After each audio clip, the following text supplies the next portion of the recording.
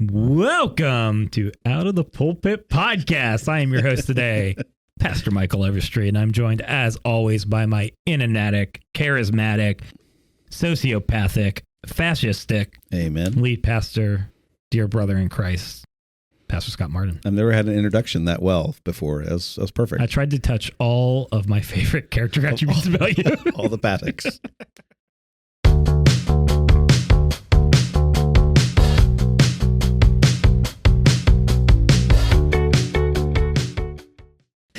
No, we are gathering as usual to dive into some of these topics that we feel the pulpit isn't super equipped to do.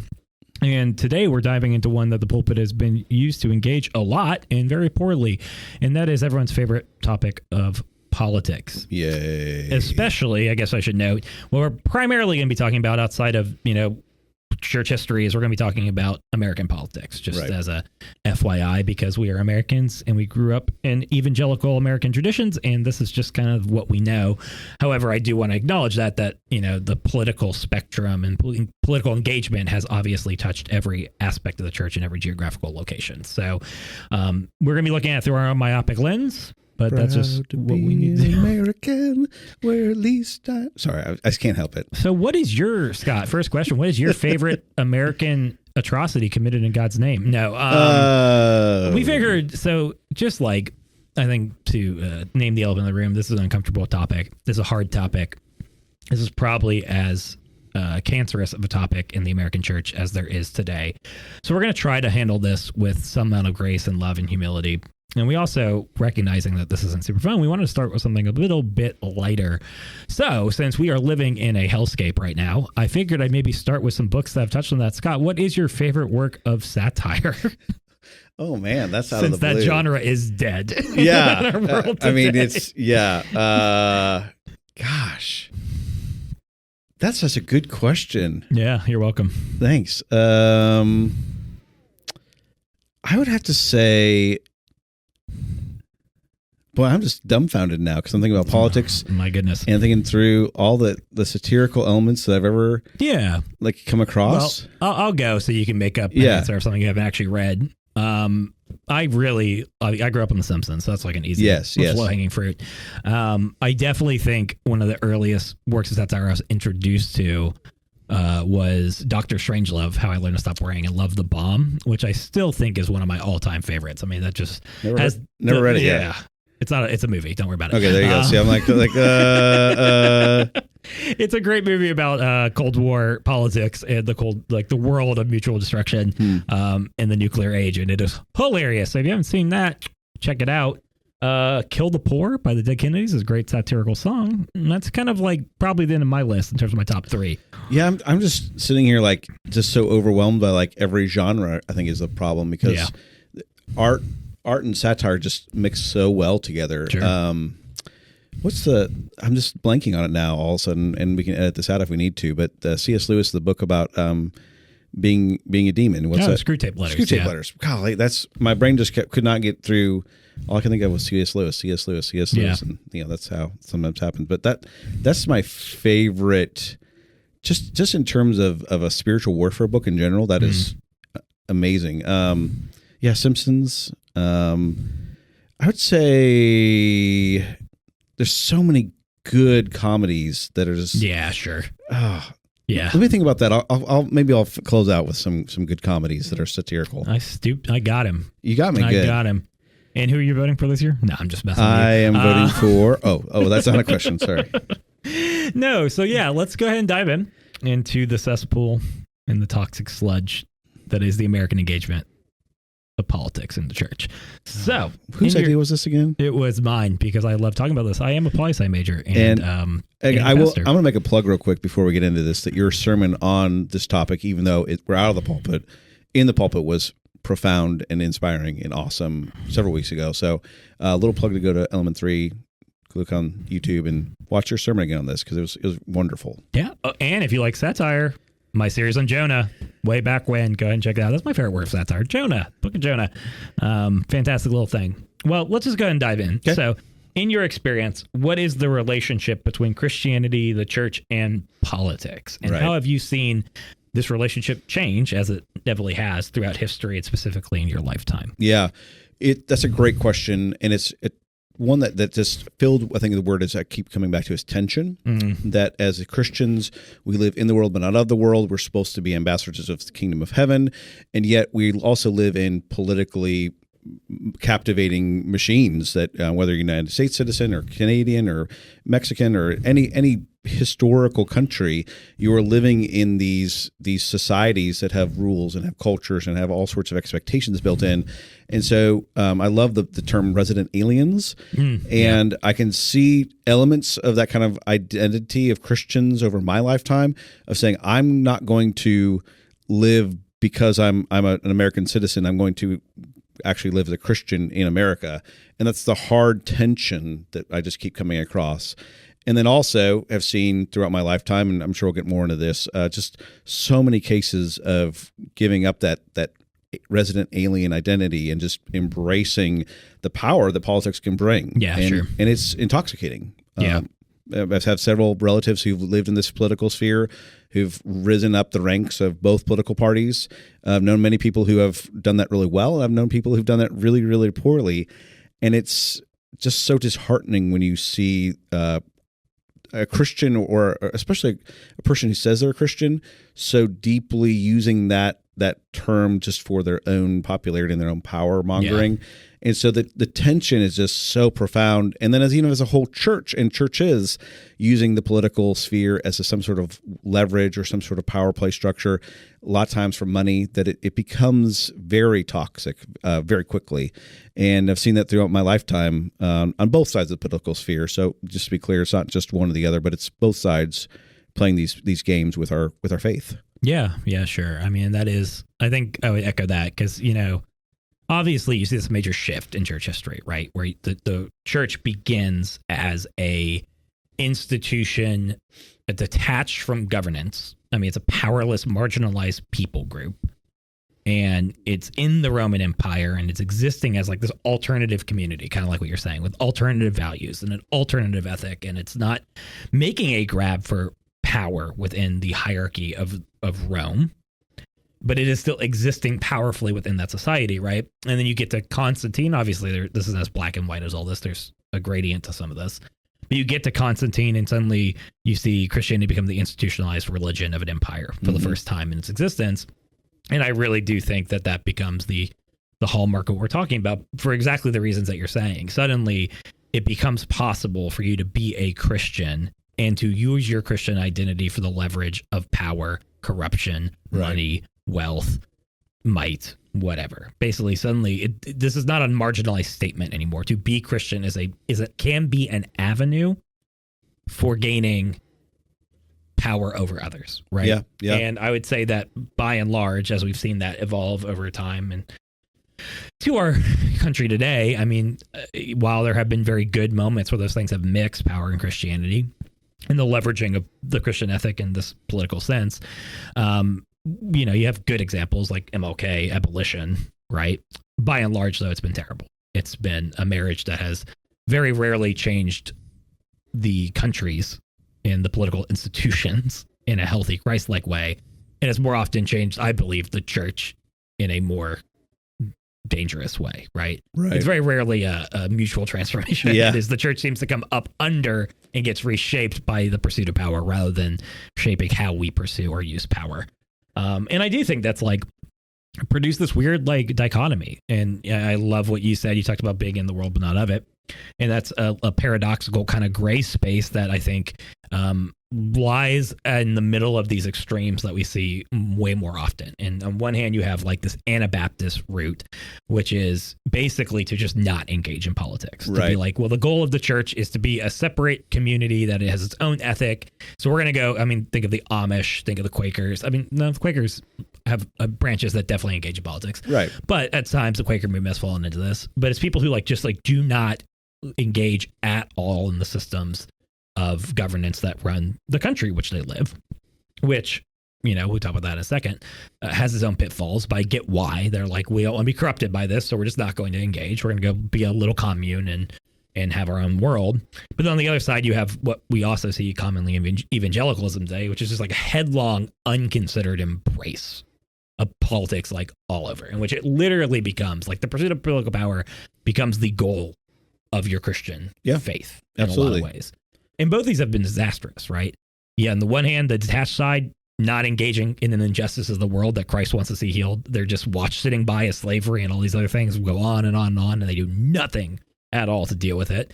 And on the other side, you have people who are claiming themselves publicly to Christian who are institutionalizing, upholding those evils right, in the name of Christ.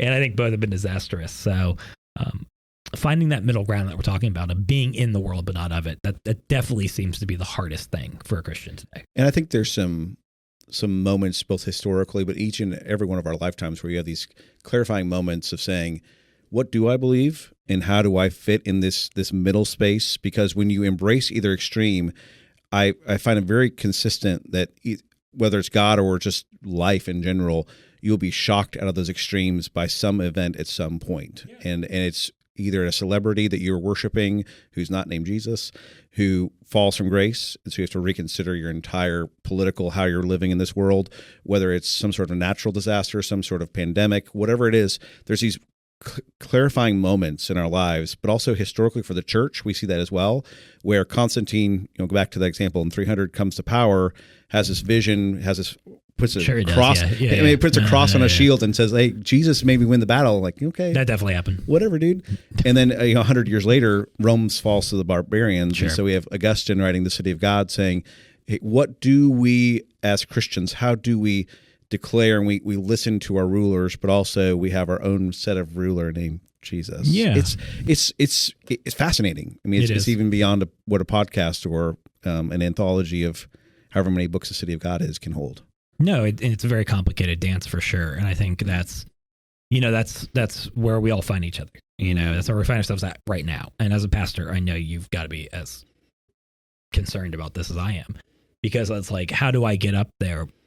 And like Bonhoeffer, I'm not going to shy away from evil, right? Like, I'm not going to be the one who's just like, as a fascist takes power in our country, is not saying anything about that, and yet, how do I also still recognize from my own humble position that like the other side of that street, the other party also isn't something I should be worshiping, that I can stand up against evil and I can speak politically and I engage in politics. And yet I have to always be aware of my own tendency to like put something that I am maybe more amenable to into that idol platform as king. That's not Jesus, right? Yeah. In rejecting something or opposing something, I can just as equally make my opposition into an idol too, right? And that's complicated. I mean, we have to be willing to call out things like Christian nationalism because it's destroying the health of the church. And yet, we also have to remember that at the root of our faith, and we'll talk about this, I'm sure, is a God who did not tell us that the way to root out such evils in our culture is to attack them with like the political levers of power as well, right? There has to be a different way through which we offer the world a different way forward, right? So, anyway, I'm on a rant already. Fun stuff. Yeah, super fun stuff. So you're in an assassination plot to kill a leader, right? Like absolutely. I'm going to get my suitcase bomb, and I'm going to go blow up the president of Norway. This is all a joke. Please do not arrest me, FBI. Why are there people coming in with suits on, Mike? That's right. We're going to jail.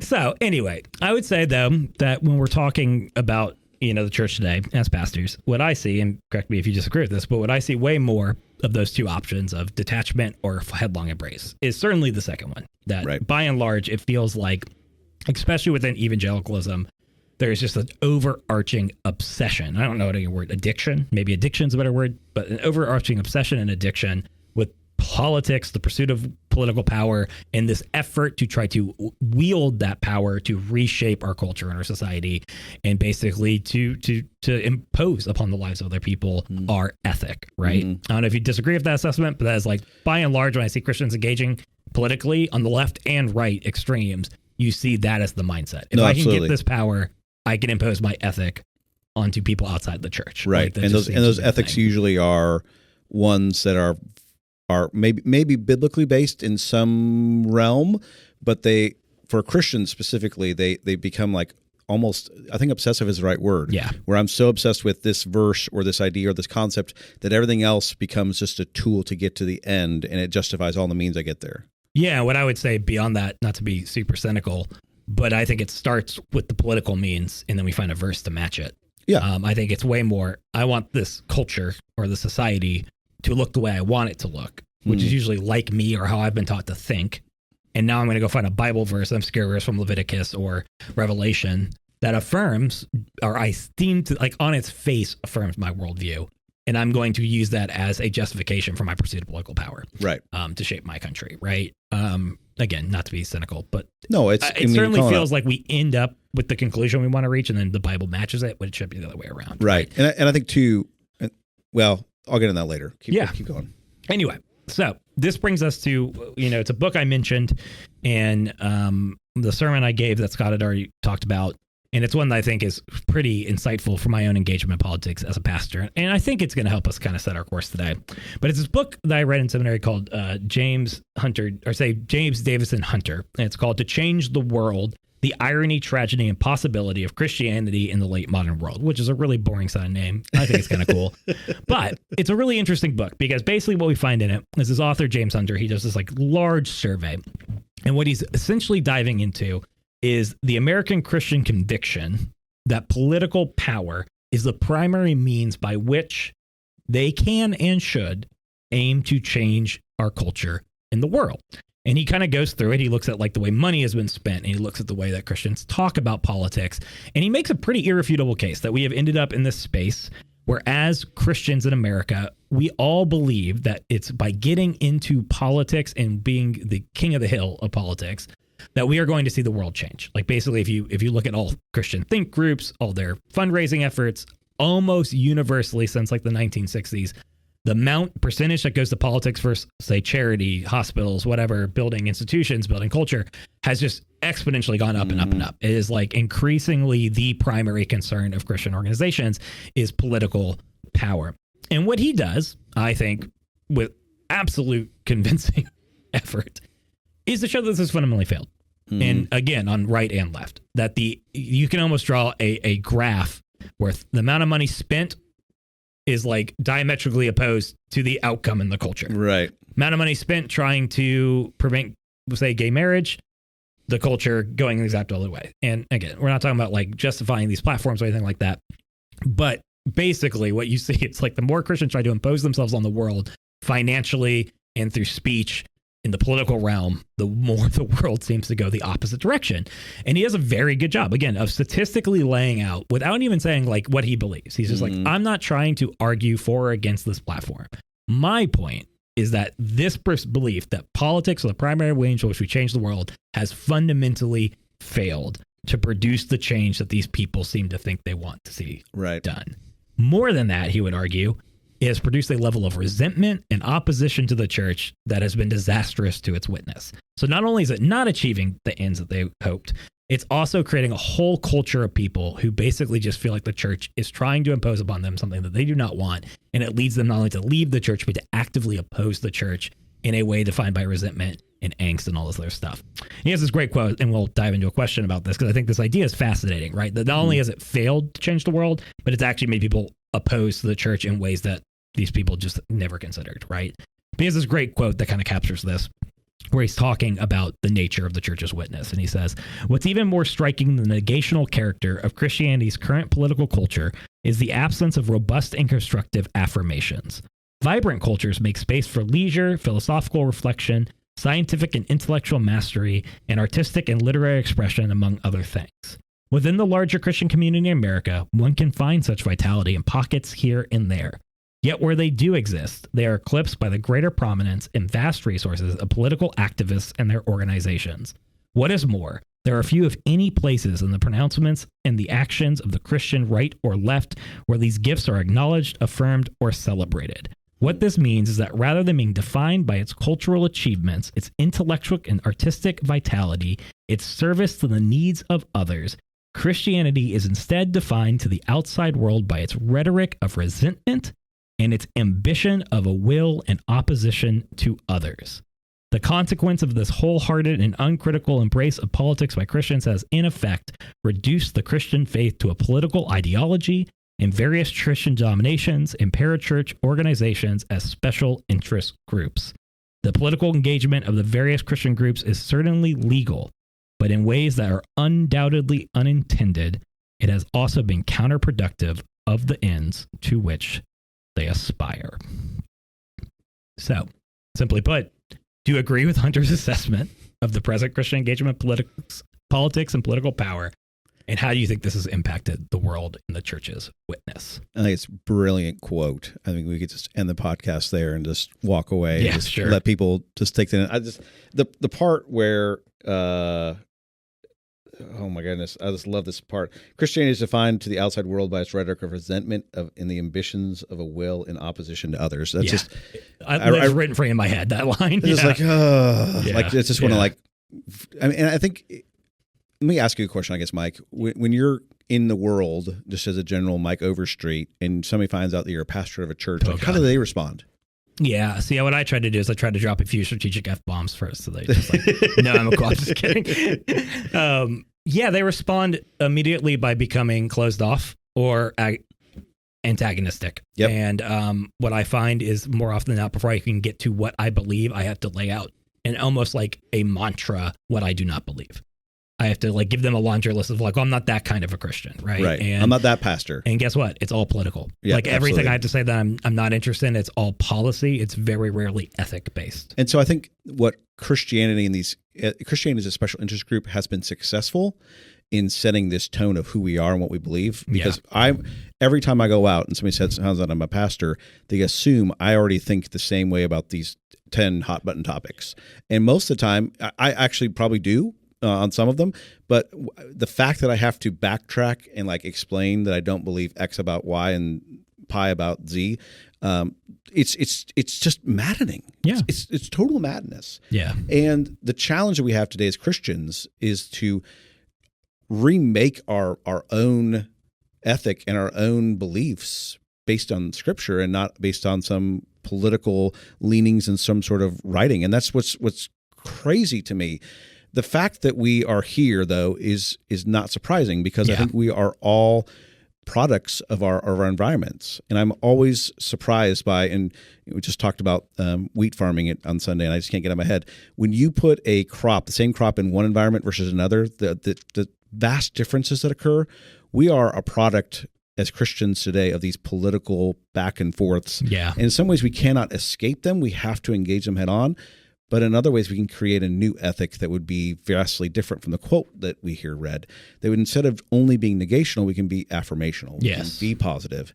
And that's the challenge, that we live in this very broken paradigm of chronological snobbery, of immediate gratification, of seeing effects of when people negate things politically. It sounds good. It sounds like powerful. It feels good to hear somebody say no, no, no in a microphone a bunch of times. When in fact, when you say yes to things, it seems like you're giving away some of your power. It's going to be a hard road to undo all of this damage, but it's because of decades of being able to go down this road. I remember I was in a seminary class back it was 2002, and we had a professor who was from Greece. And he had a very thick accent, and he went through this whole class period. I didn't even know what the topic was. I don't remember what class I was in. I think it was Intro to the New Testament. I don't know how this came about, but he showed the political maps drawn over the course of 12 different presidential elections and how this beautiful line around the Mason-Dixon line was formed and all these different dividing lines of our country that we really are very dualistic in our thinking. Yeah. And the challenge that he said is that this is not... coming from Greece, which is much older than us and gone through a lot more trauma, he said the challenge isn't that you're going to be in fights all the time. The challenge is that this will lead you to another civil war. Yeah, sure. And you could just hear a pin drop in the room. Mm-hmm. That the fact that we are so violent with our dialogue, so that we just kind of go along with the arguments of the day without really much thinking about it, is so dangerous as Christians that we completely ruin any possibility of having some sort of discussion about what we actually believe with someone who doesn't believe in the same realms that we do. So that's the challenge I think that we're going to have as a witness, that we've so undermined it for decades it's going to take at least that long, if not double that time, to undo what we've done here in 2024. Yeah. And I think without getting too into the weeds, I think it's going to require that the church goes back to being a marginalized fringe group, quite frankly. And I don't mean that in the sense of like fringe, go live in a bunker and collect ammunition. I mean that fringe in the sense of like, we're going to have to go into a state of powerlessness, I think, to reclaim our witness. We're going to have to become another institution in a culture that is not like us. I mean, the church is basically what I'm saying is like the American empire is going to have to secularize, and the church is going to have to go back to being like a minority group. I think for it to reclaim its witness in a healthy way, and that's a whole nother conversation for another day. Well, no, but I think it involves money. Yeah. And I think that is the, Jason, you can cut this out and use it against me, but I mean, the church would rather go suckle itself at the government's teat than actually do the work that the Bible asks us to do. Yeah. I mean, and you can, modify that and use it against me in some sort of blackmail scheme later. But the challenge that we have is that money is so just intoxicating to us as Christians that we're willing to do all sorts of heinous things in order to preserve it. And you can see that this is outside of any sort of denomination. The church loves power and we love money, and we use that in such horrible ways. And you're right. We have to give up not only our power, we have to give up our finances. Yeah. We have to give up our statuses and really come back to the infant church in a way. Can't go back to the infancy because we already have this history. We have to go back and remake ourselves from zero is the most healthy way we can do that. I think you're spot on, Mike. Yeah, gosh, you want to know why churches don't speak out against like war and destruction and violence and the death of our planet? Well, it's probably because of the tax exempt, It's probably because this empire is giving us a lot of money, and it's wild to me that more Christians don't think like, and I mean, I'm guilty of this. We are tax exempt here, but it's wild to me, and we don't ever stop and think like, what is the empire gaining from this free money it's giving us? Mm-hmm. And like empires don't give people free money. Like this is not what they do. There is no free lunch. There's always something, right? And it usually is our witness and it's our ability to be prophetic against the empire because we're in bed with it.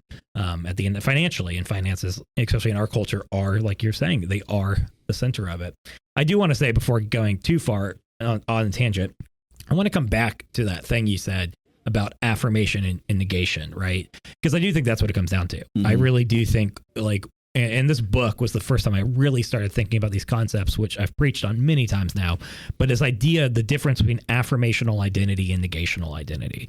An affirmational identity, just to define real quick, is defining yourself by what you are. Positive affirmations about yourself, the world, your worldview, yada, yada, yada. So I am Mike because I believe in human dignity universally. I am Mike because I treat people well. I am Mike because I believe the poor should be fed. I am on and on we can go, right? Mm-hmm. And these are good. Actually make it even simpler. I am Mike because I like this band, right? And these are substance because what you're doing is like you're saying, you're being vulnerable in that moment. You are opening yourself to attack by laying out the things that you find important and good, that you want to define yourself. These things have substance because they include positive truth statements, right? And they're very hard to build identity around because you have to actually like sort out, what do you like? What do you enjoy? What do you want? What world do you want to see? And then again, they're hard because there could be attack. Because like, man, if someone comes at me and I'm like, I love Mumford and Sons, and Jason is like, that bit sucks. Like, I'm going to feel bad because I feel like I put myself out there. I like Mumford and Sons in a too. very real way. And then it got attacked, right? On the other side of that coin, though, is a much easier way to make identity. And that's like negational identity, which is I know who I am by defining who I am not. Mm-hmm. And this is lazy and it's easy and it's intoxicating, but it's like, I know I am Mike because I'm not Scott. I know I am Mike because I am not like those people, the Muslims, the whatever, go on a list. I am Mike because I am opposed to blank. And again, these are so comfortable for us because they're easy to create. I have to see something in my life that I just taste and be like, not that, I'm opposed to that. They're easy to create because at the end of the day, there is no danger in, right? If I say I'm not, I know I'm me because I'm not that, like no one can really attack me because there's nothing really of substance there. And at the end of the day, though, they're also hollow. But what makes them super dangerous in politics is that they create scapegoats and they create others. And like at the end of the day, they're these hollow identities that have no real policy behind them, right? Like if you're a political party, you're defining yourself not by the affirmations of like the society you want to build, but instead you're like, I am a member of this political party because we're not like those people. Right. Like that's easy to create, but boy, howdy is that dangerous. Because one, it's not actually producing anything. It's usually someone just trying to gain power without putting any vulnerability about what they want to see done on the line, because then they might fail, they might not achieve their goals or whatever. But two, creating that other, it creates very quickly the kind of horrors that we see in the world. It creates very easily because like you were saying, it just starts leading to this like dialogue of violence towards this like dehumanized other that really only could ever end in one place, and that's going to be antagonism and eventually split, separation, and conflict. Mm-hmm. And in Civil War, I mean, that's the most dramatic example of it. Right. But it's wild to me that this is the most alarming and accurate thing that we see in our politics today. More and more, I mean, you can go listen to any stump speech. Do you hear that person laying out what they're going to achieve affirmationally in the world? Or do you hear them railing against another? I'm going to let you guys decide. I hear one clear one. In the fact that the church has adopted that framing, even though Christ has never once called us to that framing, he is constantly being like, you're a light in the world. You are salt. You need to be different in this affirmational way of like different from the world and how you are more humane, more this, more just, more righteous, more like it's wild to me that we have so uncritically adopted this framing for our world, even though we know that it's empty, hollow, unchristlike, and destructive at its core. So yeah, I just wanted to touch on that because I just think like when you frame it that way, one, it becomes obvious. You're like, oh my gosh, I do this all the time. And it's certainly the nature of our politics. Absolutely. But then you start thinking about like, and the fact that that's seeped in the church, of course it's damaged our witness. Absolutely. How could it not? Yeah, I think to add on to that, I love the framework there. Does that come from this book?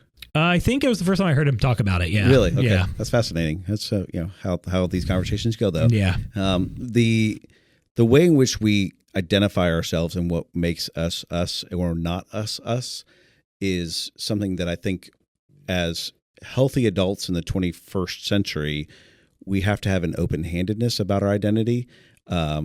For example, and I always marvel at this, before I was married, I was single. And so I never thought of another person. I got married to Carissa, and now I'm a married person. I have 2 people in my family. And then we start adopting all these beautiful children who completely stretch not only my identity as a person, that now I'm a father, but they stretched me in ways as I watch people who are, I mean, just calling it out, they're racist, treat my children differently and then treat me differently because I'm in a relationship with those children. It is something that your identities change over time, and yet everyone I seem to talk to is so certain of who they are right now, and that will never, ever change. And if you do change, it's seen as weakness. Yeah. It's especially politically. Yeah, it's wild. You take a stand on a platform, and even if it's proven wrong, like, no, Paris, France is not in the United States. And they still will just grasp onto that. Like, I don't care what you say, I'm right. And they just cannot. It is just unfathomable that you would change your sides or change your stances or even your opinions is just wild. Yeah. And I would think better for humanity by now. Yeah. That seems that this has been the way it's been for quite some time, just in terms of being a human. But can't we do better? Like, can't we just allow ourselves to maybe try on a different person that we are? And that's what's beautiful about being young, is you can try on these different personalities and these different ideas of who I am or who I am not. And yet we can change that. And yet once we turn, 33 and a half, we just can't do that anymore. Yeah. I'd rather see us in our politics and in our religion be a little bit more paradoxically inquisitive and try things that maybe don't necessarily have to line in this perfect politically right or left line. Yeah. I mean, it is wild to me that we're like a person who's been engaged in politics, like from, let's say they started in the 60s or 70s and they're like finishing their career right now, and they've changed their mind on an issue, and people were like, wow, flip-flopper. And we're like, bro, they had different water fountains. Like, I hope that person has changed their mind on some things. But it's also insane. Like, if you go through your whole life without ever changing your thought on something, I am concerned about you, sir. Because what that really means is you've never interrogated it. You've just always embraced what you've been told, and you've never once made it yours. And that's not good. That's not a good place to be. Not a healthy way to live your life. Not a healthy way to live the life. Yeah, and I think that's a pretty natural transition to another like question that I really had in my mind as I was thinking about this topic. When you're trying to think about like why is it that this posture towards politics, political power is so prevalent today, and like why is it so tempting for Christians in particular to view politics as like the primary means of impacting our world, as opposed to maybe other methods of culture creation, right? And I think, you just touch on a lot of it there. I mean, I think it's easier. I think it feels good. I think non-dualism is terrifying, right? This idea of maturing, of having to like actually critically think about, again, my ethic, my pathos, my entire worldview, and to actually question it and to actually hold it up against like the fruit of what it's producing, not in just a trite way, but in a way that actually looks at like, what is this doing in the world? Kind of like Jesus talking about, like, you'll know it by its fruit, right? Yes. And that is such a hard, challenging task. And I mean, obviously that's at the core of affirmational identity making, right? Is this process of refining that we undergo to eventually get to a point where we can actually say like, I believe blank, not just as I was told to believe blank, but like I have thought about it. I have wrestled with it. I have tested it. I have looked at what it's doing in the world, and I am standing here to say, like, I affirm this is a core thing about who I am and what I want to be and what I want to see done in the world. I think that's just like hard. So I do think a big part of it is like a lot of people just do not want to go on that journey, and it's not just old people. It generally is, but I think it's because the older you get, the harder, more entrenched it is, and the harder it is to stay that curious and that open to paradox and that willing to wrestle with like commonly held beliefs. But it is true for young people too. I just think it's like that level of identity creation is just incredibly uncomfortable, incredibly challenging, requires incredible flexibility and humility and a willingness to say like, I don't know and I might be wrong, that I think we just hate. And you like compare that with like the end of Christendom, which, is just like this thing that's happened since Constantine, where the church has given moral kind of, how do I describe this? The church has worked to affirm morally the efforts of empire in exchange for getting to shape the culture. That's what Christendom is. Right. And that's obviously falling apart. The world's becoming more secular.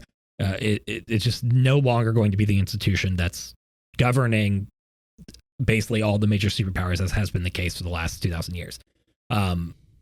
So as that falls apart, we feel like the loss of rights, which is really a loss of privilege, but we're starting to feel like as Christians, our place in the culture is collapsing, and that feels scary. We're losing power. We're losing institutional control over things like how to define marriage or whatever else. You have this challenge that comes with non-dual thinking and how uncomfortable it is, with the fear created by a society that is increasingly decoupling our beliefs from like the sources of power. And of course, this is going to be the most prevalent response to that. Sorry, I just went on a tangent there, but no, you're good. Keep going. I think I'm not surprised by that is what I'm trying to say. Like when you get that, the hardship of the one meeting the fear created by the other, I guess it's not surprising. I don't know if you have any thoughts on that. Well, no, I think, and yes, I think you should keep preaching on that and not stop, but I'm going to stop you.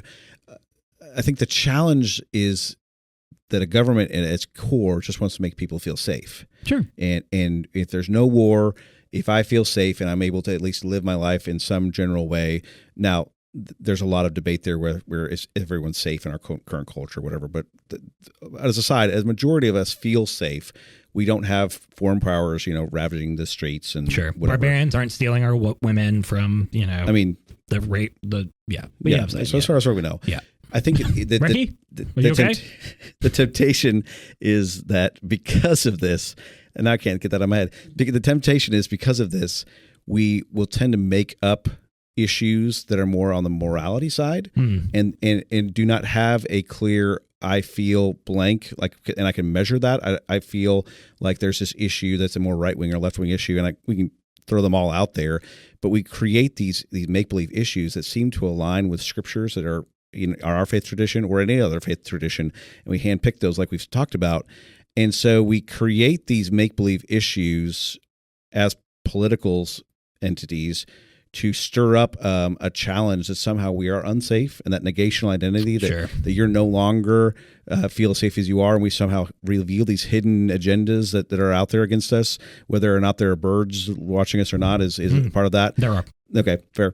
And the real crux of the problem, I think, is that we have to look into our own faith traditions and our own faith leaders and say, hey, help me with these issues and let the politics keep the politics in their realm, and somehow separate them out while also realizing they're going to be intermeshed no matter what. Yeah. Right? And that's just the thought that occurred to me as I was listening to you talk. Yeah, that is stuff where it's helped me develop a healthy internal world as I go into the political sphere. Like, that's the role of you, church, right? Is like not help me develop a political engagement, forget healthy or unhealthy, but rather make me a healthy person so that when I engage in politics, I know I'm doing so in a healthy way, right? It's almost like the cart before the horse thing. Where it's if we create political control, we can make healthy people. It's like, hey, or if you make healthy spiritual people, they'll engage politics in a way that's not trying to control.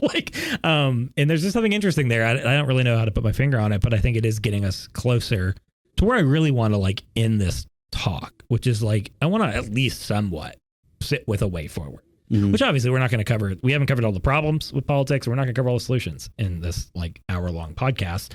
But I do want to look to Jesus and look at how he saw politics, how he engaged his political world, and maybe glean from that, what does it look like for the church to play a healthier role in this arena in a way that I think we've already touched on a little bit is going to involve some level of decentering, right? It's some level of getting the church focused back on something else, usually the pretty people that they've been called to steward. I know it's radical. Rather than political power, maybe they should care about people. So it's probably going to be that, and then sending them out into the political sphere to control what they can control and surrender the rest, or something like that. But I do want to. I want to try to end with some level of hopefulness and some level of affirmation about so what does it look like for us to do this in a better way? So I guess we'd start with Jesus. I guess we have to. In your perspective, how did Jesus engage politics in his first century world? Well, and it's interesting because out of the 12 disciples, you can immediately define and say there are different political parties represented in those 12. Obviously, there was illiterate fishermen as well, who probably weren't these proud, I believe in the Herodians, or I believe the Sadducees or the Pharisees, but all these different groups, and even these religious groups, represented a different slant on the political sphere of the world, and they had aligned different ways. So you have the Herodians, who believed that Herod was going to be the super cool dude. Yeah, I mean he's upstanding citizen, real weird person for you to latch on to. But he had the power of the day, and so it's easy to go along with his whole family line, which is if you want some good soap opera material, Google that and read what happened. Understatement of the year. And then you had the Zealots, right? Yeah. And Simon the Zealot was represented in his group, who believed that, getting a bomb suitcase probably would be his cup of tea. That's right. And going and blowing up a political leader. And so Jesus himself is surrounded by all these competing factions, and is really by, I believe, his presence, his teaching, his healing, and the ability for him to make things that were essentially only political, staying in the political realm, giving a denarius from the fish's mouth and saying, go give to Caesar what is Caesar's and give to God's what is God's, to make those really defined in that realm, to keep the kingdom of God very separate and using parables and teaching very carefully these very varying degrees of humanity that he surrounded himself with. And then realizing that a lot of it was intermeshed with one another and they were not going to be easily broken apart. The Sadducees had a very strict Old Testament code, but were also political players of the day in ancient Jerusalem. And so he had to realize that these Sadducees were so in line with so much of what the Old Testament said, but also had their own political schemes and their own power plays that they're trying to rise to certain ranks, that he also was having to, call them a brood of vipers, while at the same time ministering to some who decided to follow him as their teacher. And so what Jesus does is he relationally comes across and engages every single person, probably learning a little bit about each one of those different political parties, probably embracing each one of those political parties' ideologies, but also carefully tiptoeing and not becoming a part of those as their primary label. So all of those different labels were secondary to them being one of his disciples. And I think that's the tension we have to realize, is that I can come into Element 3 Church, I can come into a Baptist church, I can come into a Moravian church, I can come into a Pentecostal church, whatever church it is, Lutheran, Anabaptist, Methodist. Let me just keep listing all these off. come in as a Republican, as a Democrat, as an independent, as a Nebraska party, which sadly is no longer in existence. Sad. Devastated. Cue sad music, Jason, on that line right there. You can come in, but that's your secondary label. Your primary label is a child of God and an attender and a worshiper in that church. And so that's the tension that I see how Jesus plays it out. Is his first identity was as Jesus, the incarnate Son of God, but he treated others similarly, that they are all children of God. And then secondarily were these political labels that did help define who they were and did carry weight, but were not the primary identifier of how they lived their lives. Yeah, I think that makes a lot of sense. I mean, and I think that is what we're ultimately getting into, is like kind of that idolatry issue. I mean, that's what we're kind of up against. Like, where's your ultimate allegiance and loyalty? And how does that shape how you see yourself, right? Mm-hmm. Because if your ultimate allegiance is to America, imperial power, whatever, then of course your primary lens of identity is going to be a political party you identify with. It just is. The thing you're going to talk about the most is going to be politics. It just is. I mean, it's where I think what Jesus kind of gets at in that stuff is like what you choose to identify with more strongly in like this public sphere is very eye-opening about like who you are internally and on the inside, and what ultimately the kingdom is going to confront in you. And it's not necessarily going to come around and be like, you can't be a Republican. Like that's not what it's doing to these people. You can't be a Sadducee. Mm-hmm. But it is looking at like, hey, by your desire to like wholeheartedly embrace this political institution and its co-opting of theocracy and its creation of a political theology that is like absolutely harmful, your full-throated engagement and willingness to embrace that does reveal something that like Jesus is here to confront, which is like you're saying, that level of loyalty, that identity. Are you committed first and foremost to the kingdom of God and to the creator of the universe? And then you have these other branches of identity that flow out of and are submissive to that one, or has this loyalty to God become subservient to these other more insidious, more human-based, more power-based kind of layers of identity creation? And I think that's a very wise thing to point out. Yeah, I mean, from a familial kind of way in which this has come out in our family, is that our youngest, who I won't say her name, but you know who it is if you're listening to this podcast. Let the reader understand. Yes, has been trying to say things, going to dad for one thing, and then when dad says no, then that person will go to mom and ask for another. Yeah. And realizing like, I can play my parents against one another, but our primary identity is we're a married couple first. And so when I say yes, then she'll say yes, or no and no. Yeah. And then secondarily, then we are a parent to her as and that those role identities come forward at a very early age. And I'm always laughing at the ways in which, children will try and use this against us. But I see that, I mean, maybe once a month, maybe once a week, I'll get someone who calls me up and says, hey, will you put forward your political identity before your vocational and spiritual identity? And the answer for me is always no. We're not going to become a political wagon at this church for anyone, internally or externally. But at the same time, and no one internally has asked for that, by the way, but at the same time, I ask every week. Thank you, Mike. But at the same time, I will engage the political sphere in my life secondarily to my faith sphere. Yeah, 100%. And I think that's the beauty of like third way thinking. Because like, don't get me wrong, there's a part of me that always finds it absurd when, because on one hand you have this like misguided conservatism that is like, my faith informs my politics, and you're like, no, it doesn't. Your politics inform your faith. Like, get out of my face. But then like the more liberal side, progressive side will come and be like, we need to separate faith and politics. And you're like, if you actually have faith in the sense of what Jesus is calling us to, that's impossible, because what we're talking about there is my worldview. Like the idea that Jesus has not converted my worldview is insane if I am going to be someone who upholds Jesus as my Messiah and my King, right? Mm-hmm. How he sees the world, I believe, is how I have been called to see the world. And of course, that means it's going to impact my vote. Like I'm going to go into political sphere. I'm going to look for what helps the poor, the marginalized, the hurting, the least, the last, the lost, right? And of course, I'm going to vote along the lines that is affected by my faith in Jesus Christ, right? Right. And yet, I also need to have this nuance to that of recognizing Jesus is never going to be on the ballot. America is never going to be his kingdom.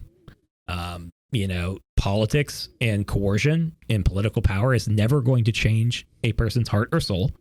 And like all these other, I can go on and on, right? But that is what we're talking about here with like this weird third way thinking that's very hard to land on. But it is one where we acknowledge Christ as Lord and we acknowledge it's going to impact how we engage our world. And yet we're never going to turn to the world and expect it to be to us what Jesus alone can be, right? And I think that's where it gets very messy.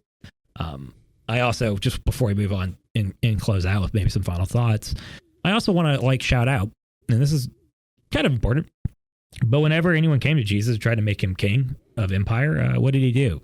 He literally ran in the opposite direction. It's a great little story where it's he was afraid they were going to try to make him king, and he got on a boat and he got out of there. And that's something we need to always consider. You know, Jesus never tried to convert the Roman Empire. He didn't even try to convert really the Israel political institution. He did try to convert Israel. Don't get me wrong. People of God, he wanted them to be on board with what God was doing. But he never once looked at like the Roman Empire and was like, I need to make that into a Judeo-Christian institution. Right. He did not seem to think that was his calling. Like for him, enthronement was the cross. For him, power was to be poured out. For him, you know, he was here to topple basically all human empires with the coming kingdom and glory that he promised would come at the end of history, right? And that's pretty important for us to remember, that no matter how we engage in politics, which we should, I still believe we should, we need to constantly be remembering that we're doing so purely as like a tool, right? We're using it purely as a tertiary tool in a lot of ways. I'm engaging politics in order to achieve something. Usually it's to keep people safe, to feed the poor, to do on a social level what I as an individual cannot do. I'm going to engage in my political world in a way that tries to make the lives of the average and the poor better. Right. And that is it. I'm not going to expect it to do anything else. And I'm certainly not going to think that what it is doing is something eternal, right? Or something that is going to build the kingdom. It is merely a tool for me to use prayerfully and with my Christian worldview, while recognizing its limitations and what I should not expect of it. Does that make sense? No, yeah, I think so. And I think to add on to that, I think a lot of, you're mentioning that the government's meant to keep us safe and to help the poor and to bring equity. I think a lot of times government is actually the opposite of that at times. Yeah, and that's the, we have a history. That's it's very scary. I mean, and the church has been actually the purveyor of really poor governance in the Dark Ages, in the example in the Crusades. There's so much that we need to rethink in this next iteration of the church. I'm thinking of the church, 2050, 2060, in 3000, that we have an opportunity to do the hard work now of giving up power and being a servant, as Jesus called us to do, of not asking for a seat at the throne on the right and the left-hand side like James and John's mom did.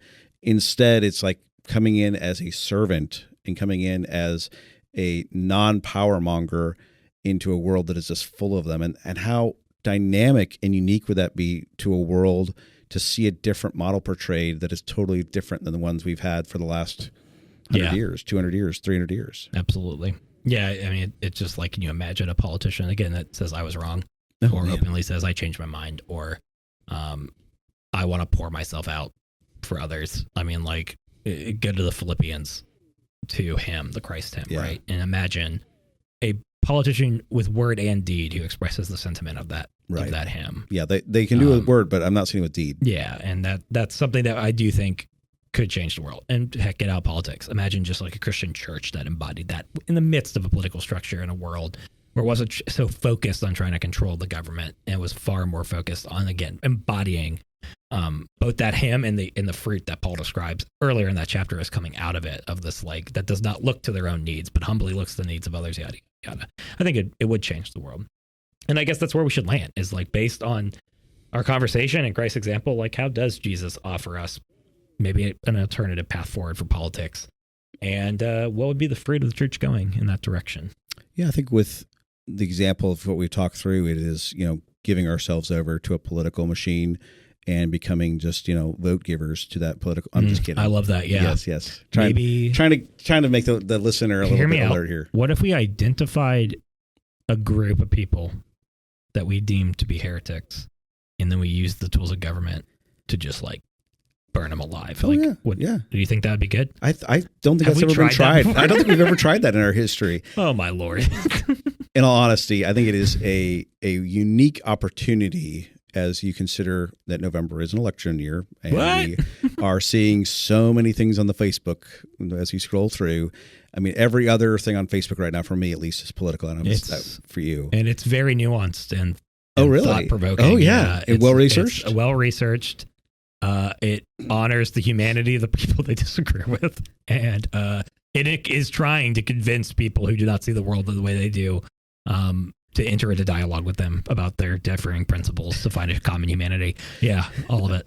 I think that's the challenge for me is that in 2024, we turn so quickly, and I'm as guilty as this as anyone, and this is my job. I mean, that's what confounds me, is that I will turn to media and just kind of like suck in this world that is being very much tailored for me to digest. And, you know, I have news sources, and I've really tried in my life to keep them balanced on both sides.